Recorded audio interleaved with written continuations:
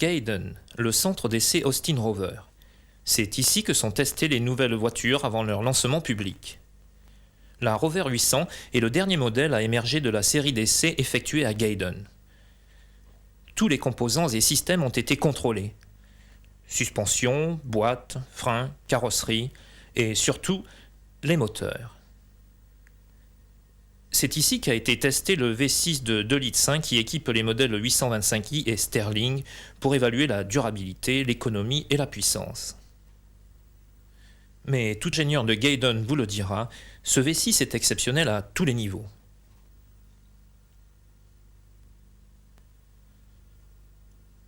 Ce programme va maintenant nous permettre de considérer les facteurs qui contrôlent ce moteur V6. Comment un moteur peut-il développer 170 chevaux et en même temps offrir un tel degré de fiabilité et de raffinement?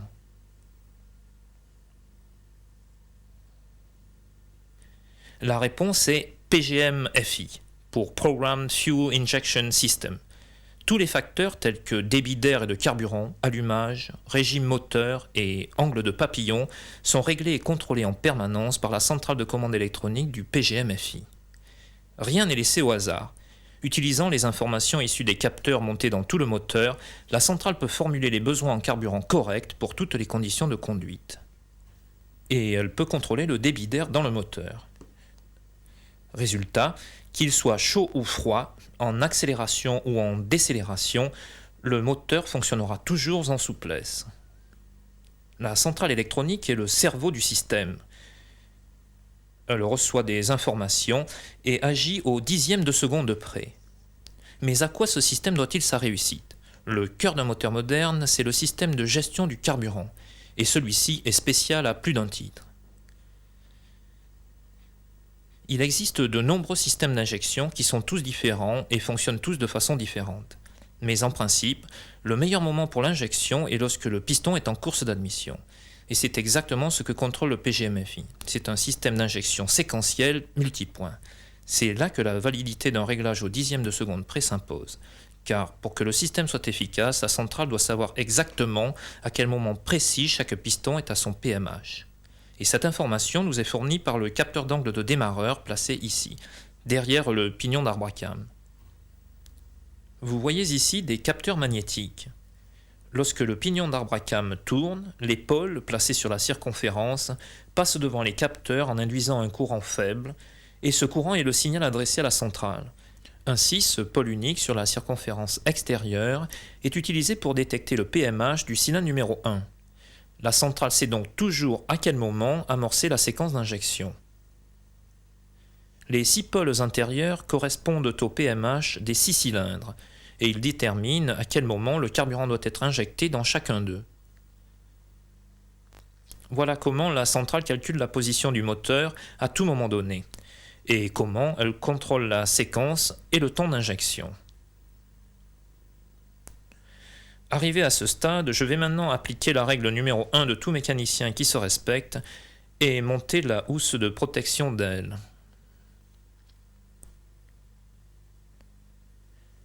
Il faut savoir que ce système ne contrôle pas que le temps d'injection. Il contrôle également la quantité de carburant injecté et modifie constamment la durée d'injection. Pour ceci, la centrale doit déterminer le régime et les charges du moteur. Le signal de régime est également émis par le capteur d'angle de démarreur. L'information provenant des 6 pôles intérieurs du pignon d'arbre à cam fournit le signal de régime. Le signal de charge est fourni par le capteur de pression absolue du collecteur. Ce capteur est dans le boîtier de commande monté sur le tablier, ici. Il est connecté par la canalisation numéro 3 au côté collecteur du corps de papillon. Plus la charge du moteur est élevée, plus la pression du collecteur est haute. Donc, les signaux de régime et de charge fournissent l'information de base pour l'alimentation en carburant. Mais cela ne suffit pas. 4 autres capteurs permettent de gérer toutes les conditions de conduite. Le capteur de température d'eau de refroidissement signale à la centrale de prolonger la durée d'injection quand le moteur est froid. Le capteur de température d'air à l'admission signale également à la centrale de modifier le temps d'injection quand cela est nécessaire. Le capteur d'angle de papillon contrôle la position du papillon et le mouvement. Il signale à la centrale qu'il faut plus ou moins de carburant. Et enfin, le capteur de pression atmosphérique, boulonné sur le côté de la centrale. Celui-ci effectue la correction altimétrique. Ainsi, que vous rouliez dans les Alpes ou du côté de la mer Morte, vous n'aurez pas de problème. Rien n'échappe à ce système. Le conducteur n'a plus qu'à s'asseoir au volant et apprécier la souplesse de la conduite. Mais ce n'est pas tout.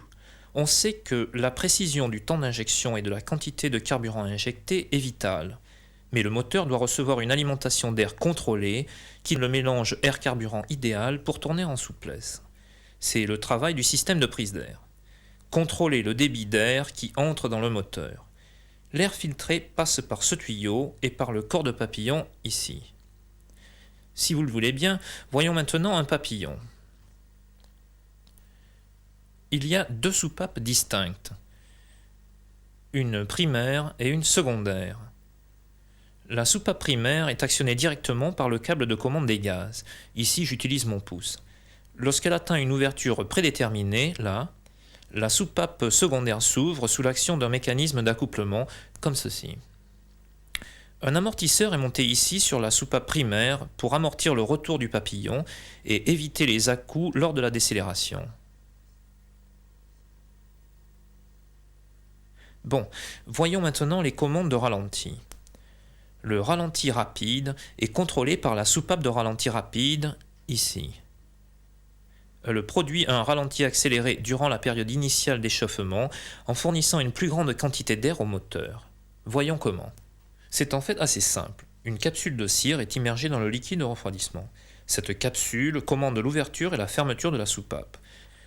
Lorsque le moteur est froid, la capsule est rétractée, la soupape ouverte. L'air contourne le disque du papillon. Le régime de ralenti est alors accéléré. Quand le moteur s'échauffe, la capsule se dilate. La soupape de ralenti rapide se ferme et le moteur revient progressivement à un régime de ralenti normal.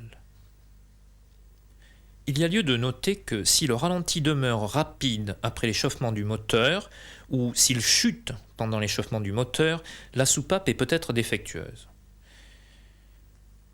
Voyons maintenant comment est commandé le régime de ralenti normal. Quand le moteur est à sa température normale de fonctionnement, le ralenti est commandé par l'électrovalve de commande de ralenti. C'est une valve à solénoïde dotée d'une chemise d'eau pour éviter le gel par temps froid. La centrale électronique change sa position, faisant varier l'air qui contourne le disque de papillon pour compenser les variations de régime et éviter ainsi le calage. La vis de réglage de cette valve est sur le corps de papillon, ici. Donc, l'ouverture correcte de cette petite valve au moment exact contrôle le débit d'air pour assurer un ralenti correct. Il ne reste maintenant plus qu'à voir le système de recirculation des gaz d'échappement. Ce dispositif assiste le moteur de deux façons. La recirculation réduit d'une part les échappements nocifs et crée d'autre part une turbulence dans le collecteur d'admission qui améliore la combustion. Le système de recirculation de l'échappement a trois principaux composants. La soupape de recirculation, ici, sur la tête du premier cylindre, une soupape de commande à dépression, ici, et un solénoïde, ici, dans le boîtier monté sur le tablier. La centrale détermine à quel moment la recirculation est nécessaire et excite le solénoïde. La dépression du collecteur est orientée par la soupape de commande pour actionner la soupape de recirculation. L'échappement du cylindre numéro 6 entre alors dans le collecteur d'admission. La soupape à dépression contrôle la dépression appliquée à la membrane de la soupape de recirculation. Ce capteur indique la position de la soupape de recirculation à la centrale, qui règle alors l'ouverture de la soupape à la position idéale pour les conditions prévalentes. Bien, voilà qui couvre le système de prise d'air PGM-FI. Nous avons vu la soupape de ralenti rapide, l'électrovalve de commande de ralenti et le système de recirculation de l'échappement. Ces composants contribuent tous au fonctionnement harmonieux du moteur. Or, fonctionnement harmonieux et bonne performance sont les caractéristiques de ce V6. Il suffit de conduire sur ce circuit d'essai de Gaydon pour apprécier à quel point cette technologie d'avant-garde aide le moteur à développer la puissance nécessaire quand et où il le faut. Comme il se doit en Angleterre, la conduite se fait généralement dans des conditions favorables, à une ou deux douches près. Mais de nos jours, les moteurs doivent se comporter parfaitement dans toutes les conditions, de l'Arctique au Sahara.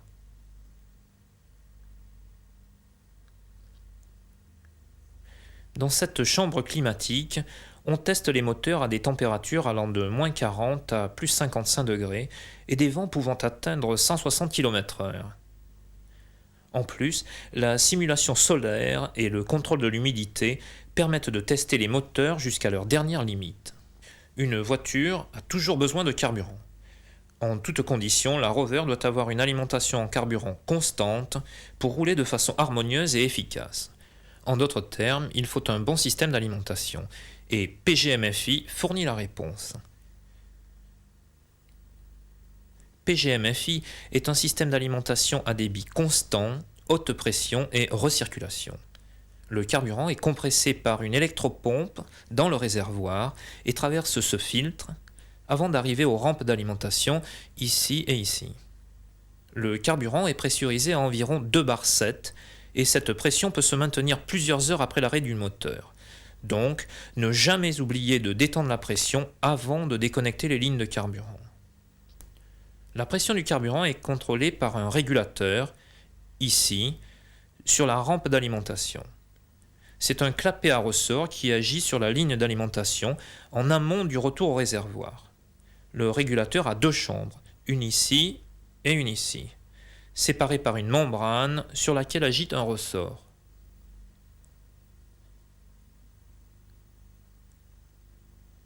Lorsque la pression du carburant dépasse 2 bar 85, elle surmonte la pression du ressort et repousse la membrane. Le carburant excédentaire revient au réservoir par la ligne de retour. En vitesse de croisière, au ralenti et en cas d'auto-allumage, quand la pression du collecteur est basse, la dépression présente autour de l'injecteur soutire plus de carburant à celui-ci et produit un mélange trop riche. Pour éviter ceci, la dépression au collecteur est alimentée à la chambre supérieure du régulateur pour faire chuter la pression. Ainsi, quelle que soit la pression au collecteur, la centrale sait qu'une durée d'injection donnée débitera toujours la même quantité de carburant. Un autre problème est l'élévation de la température sous le capot. Ceci est susceptible de vaporiser le carburant dans les rampes d'alimentation et de nuire au démarrage à chaud. Pour éviter ceci, la centrale, influencée par le capteur de température du liquide de refroidissement et le capteur de température d'air d'admission, ouvre une vanne dans le boîtier de commande pour que la pression atmosphérique pénètre dans la chambre supérieure du régulateur. Il faut donc une pression de carburant plus élevée pour lever le diaphragme, d'où un meilleur démarrage à chaud. Maintenant, voyons l'intérieur de la voiture.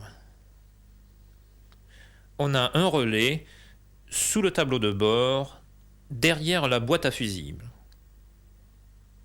C'est le relais principal qui contrôle les signaux destinés à la centrale et aux injecteurs. Dès qu'on met le contact, ce relais actionne la pompe à carburant pendant quelques secondes pour pressuriser le système avant le lancement du moteur. Pendant le lancement ou la marche du moteur, le relais assure le fonctionnement continu de la pompe à carburant. Finalement, voyons maintenant les injecteurs eux-mêmes. Ils sont à solénoïde avec une aiguille pointeau pour atomiser l'essence. Lorsqu'on dépose un injecteur, j'en ai démonté un ici, toujours remplacer les joints ici et la bague de garniture. Les injecteurs sont alimentés par l'ensemble résistance. Ceci permet l'emploi d'enroulements plus petits, ce qui donne une réponse d'injection plus rapide. Ne pas oublier qu'il ne faut jamais tirer sur le connecteur du faisceau avant d'avoir défait la tâche, ici, sous peine d'endommager le connecteur. Donc, les injecteurs projettent la bonne quantité de carburant au bon moment. Mais le mélange doit aussi être allumé au moment correct pour que le système fonctionne efficacement. Le contrôle du calage de l'allumage est une autre fonction importante de la centrale. Elle contrôle un système de correcte d'avance à dépression combiné à un système centrifuge classique. Le système de calage de l'allumage a deux membranes à dépression. Et vous pouvez voir sur cette coupe qu'il y en a une ici et une ici. Elles sont actionnées par deux électrovannes de commande, un réservoir à dépression et un clapet. Avec ce système, la centrale peut produire 4 courbes d'avance pour répondre à toutes les conditions de fonctionnement. Voici donc pour l'avance de l'allumage. Mais que peut encore faire cette centrale ? Eh bien, elle peut maintenir un régime de ralenti stable lorsque les charges de la climatisation ou de la direction assistée sont appliquées au moteur. Les fonctions multiples de cette centrale PGM-FI en font le plus puissant moyen de contrôle du système. Mais elle a une autre fonction qui la distingue des autres unités de contrôle, l'autodiagnostic. Ceci réduit sensiblement le temps consacré au dépistage des pannes. Par exemple, la centrale vous signale qu'il faut régler l'électrovalve de commande de ralenti. Ce réglage ne peut s'effectuer que si le moteur tourne, ce qui n'est pas le cas ici. Mais si vous deviez effectuer ce réglage et que la soupape électronique soit déréglée, une diode électroluminescente jaune s'éclairerait derrière cette fenêtre. Si la diode clignote, tournez la vis de réglage dans le sens horaire. Si la diode est éclairée de façon continue, tournez la vis de réglage dans le sens anti-horaire par petits incréments jusqu'à ce que la diode s'éteigne.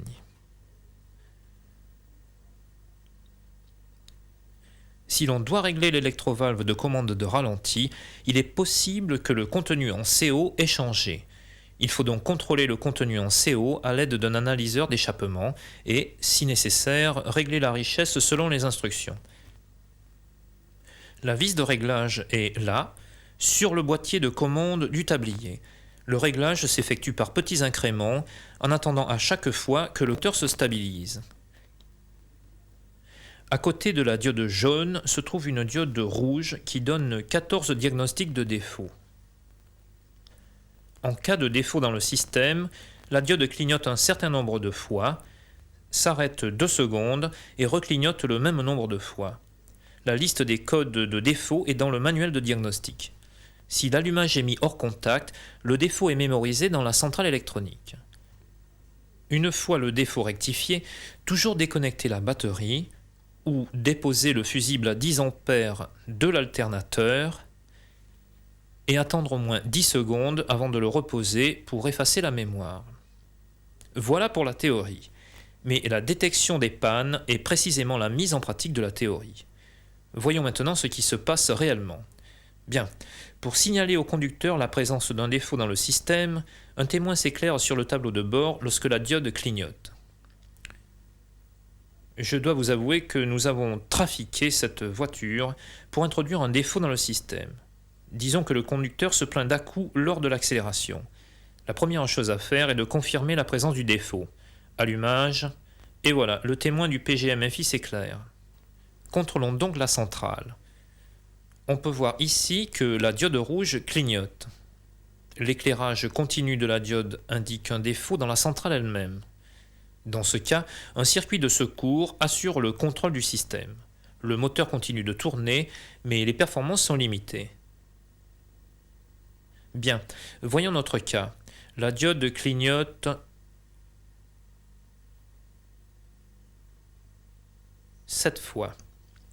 Si je consulte la liste dans le manuel de diagnostic, 7 clignotements signifie que le problème est dans le circuit du capteur d'angle de papillon.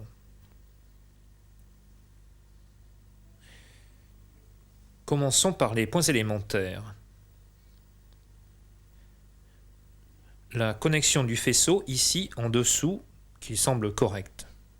À part un connecteur déconnecté ou endommagé, la cause la plus probable est un défaut de réglage. Pour effectuer ce contrôle, je dois connecter les systèmes de diagnostic FastCheck ou CoBest. Pour connecter FastCheck, déconnectez la centrale et branchez FastCheck sur son faisceau.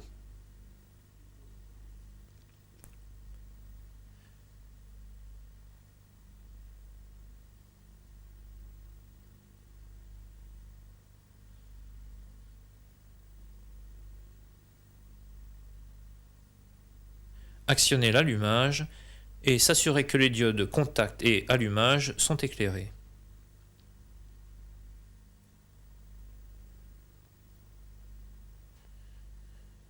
Il ne reste plus alors qu'à effectuer les tests en appuyant sur le bouton Proceed.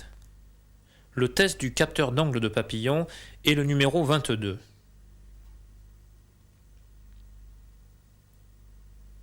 « 19, 20, 21, et voilà. La diode de défaut s'éclaire. Autrement dit, le capteur est défectueux ou déréglé.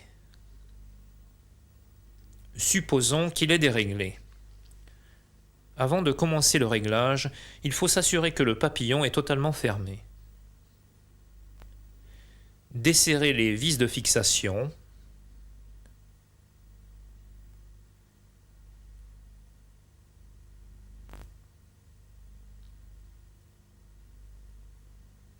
Pour celle qui est sous le capteur, il faut utiliser une clé plate.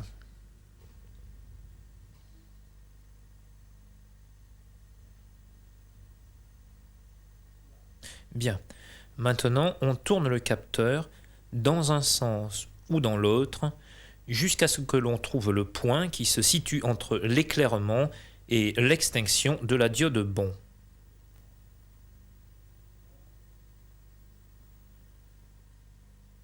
On bloque alors le capteur à cette position.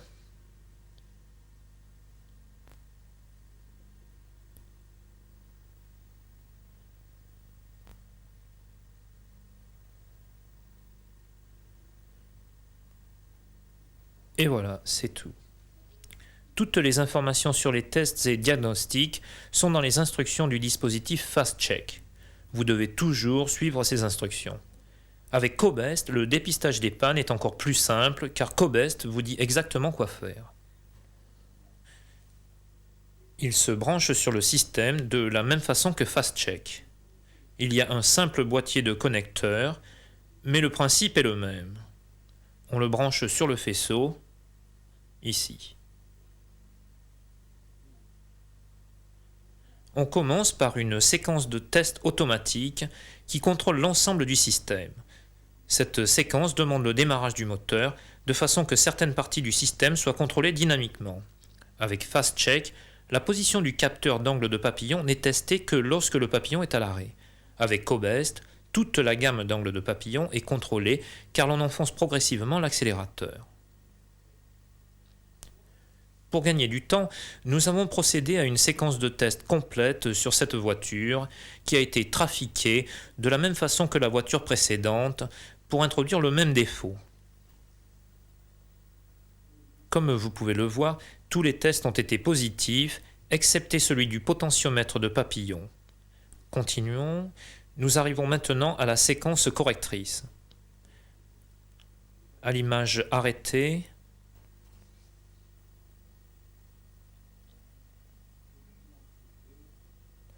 s'assurer que le papillon est entièrement fermé, il l'est. Bon, je peux maintenant desserrer les vis comme je l'ai fait précédemment.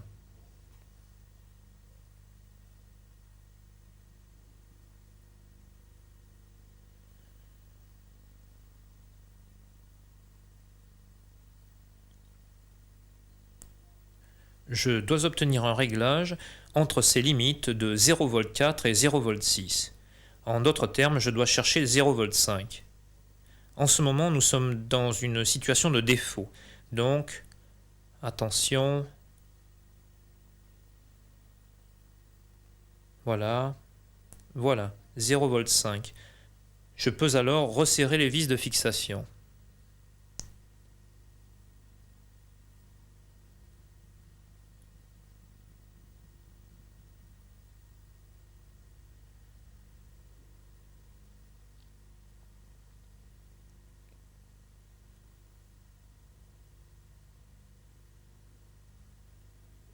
L'avantage de FastCheck ou Cobest, avec un système aussi complet que celui-ci, c'est que l'on peut dépister le défaut en quelques minutes au lieu d'y passer des heures.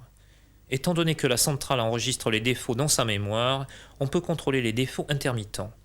Par exemple, si après un contrôle général, aucun défaut n'est détecté par Cobest, mais qu'une diode clignote, on peut être en présence d'un défaut intermittent. Un connecteur endommagé ou défait, par exemple. Il faut donc contrôler cette éventualité avant d'effacer la mémoire. Maintenant, quelques conseils sur l'emploi quotidien du PGM-FI. Avant tout, si la diode jaune clignote ou demeure éclairée durant les premiers 1500 km, ne pas en tenir compte. L'électrovalve de commande de ralenti compense les hauts frottements présents dans le moteur pendant la période de rodage initiale en s'ouvrant davantage. Si ce défaut persiste après 1500 km, effectuez le réglage lors de la révision des 1500 km. Attention, pour régler l'électrovalve de commande de ralenti, il faut toujours attendre que le moteur ait atteint sa température normale de fonctionnement. Prenons le cas où le client se plaint de calage du moteur ou d'un régime instable à petite vitesse. Première possibilité, un flexible fondu ou déconnecté entre le capteur de pression absolue du connecteur, ici, et le collecteur de prise d'air, là. Vérifiez soigneusement le flexible numéro 3.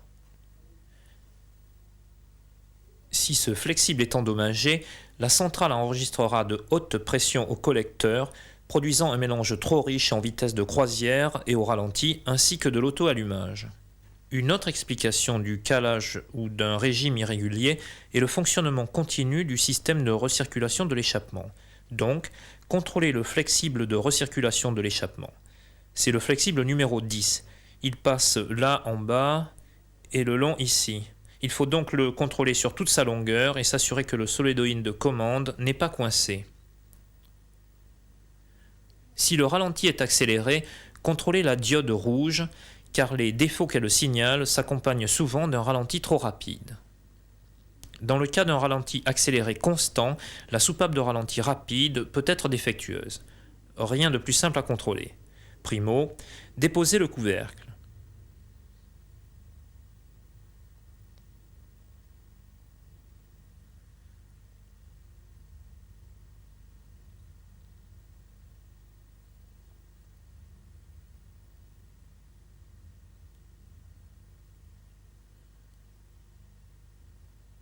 Vous pouvez démarrer, s'il vous plaît. Bon, quand le moteur est froid, on doit pouvoir sentir le passage de l'air à la soupape. Si on ne sent rien, la soupape est défectueuse et il faut la mettre au rebut. Lorsque le moteur est à sa température normale de fonctionnement, on ne doit plus sentir le passage de l'air. Si on le sent, s'assurer que les tuyaux de refroidissement aboutissant à la soupape ne sont pas bloqués avant de mettre celle-ci au rebut. Dans le cas d'une automatique, si la consommation est jugée excessive, le problème peut provenir d'une défaillance du solénoïde de verrouillage du convertisseur de couple. Ce système est commandé par la centrale du PGM-FI et dans certaines conditions de conduite, il verrouille la turbine sur l'aube pour améliorer la consommation. Si l'on suspecte la présence d'un défaut, contrôlez à l'aide de FastCheck ou Cobest. Un point important, on a une vis butée de papillon, ici. Cette vis est réglée en usine et ce réglage ne doit être modifié en aucun cas. Vous vous souvenez également de l'amortisseur de papillon dont nous avons déjà parlé. Il a un clapet ici, de couleur vert pour les transmissions automatiques et noir pour les boîtes manuelles. S'il faut le remplacer, toujours utiliser la pièce correcte. Et voilà, nous avons passé le système en revue, nous avons vu comment il fonctionne. PGM-FI est un système d'injection de carburant ultra perfectionné et d'avant-garde. Ultra perfectionné parce que ses composants sont contrôlés électroniquement pour une meilleure précision. D'avant-garde parce que la centrale de commande électronique met en œuvre des niveaux de technologie inédits. Elle contrôle en permanence le moteur et son fonctionnement. Cette centrale peut même identifier les défauts dans son propre système. Le système PGM-FI calcule la position du piston dans chaque cylindre à tout moment donné durant le cycle du moteur. Et il sait toujours le régime et l'état du moteur. Mais en plus de tout ceci, PGM-FI contrôle le système de prise d'air, le système d'alimentation et l'avance de l'allumage. Ainsi, la centrale du PGM-FI peut compenser les changements les plus nuancés des conditions de conduite pour assurer à la Rover 800 un fonctionnement d'une souplesse et d'une efficacité exemplaires. PGM-FI et Rover 800, la combinaison gagnante.